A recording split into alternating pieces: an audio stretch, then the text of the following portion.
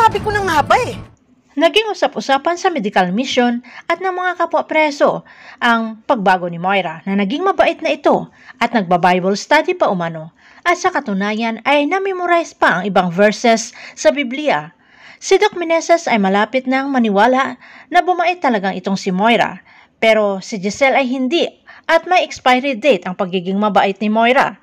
At sa patuloy na kasayahan para sa mga inmates ay may palaro sila na kailangan ng kapareha. Si Moira ay pinakiusapan si Lynette na partner sila at pati si Zoe ay hinimok na rin itong si tita niya na Lynette na pumayag. At ang sumunod na palaro ay may kapareha rin kailangan. Si Giselle ay pinili si RJ at Lynette na magpartner, pero ang palaro na ito ay paper dance na paliit ang papel na tinatapakan.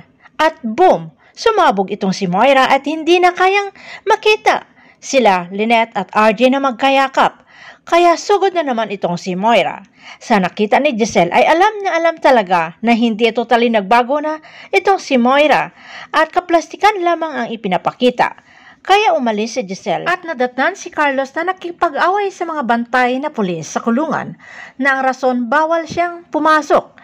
Sa nakita ni Giselle sa inasta ni Carlos ay may ugali itong tinatago at hindi ipinapakita sa karamihan. Kaya saad ni Giselle kay Carlos ay kung hanggang saan at hanggang kailan niya itatago ang ugali nito na nakita ngayon lang. At tinatanong si Carlos kung ito ba'y alam ni Lynette.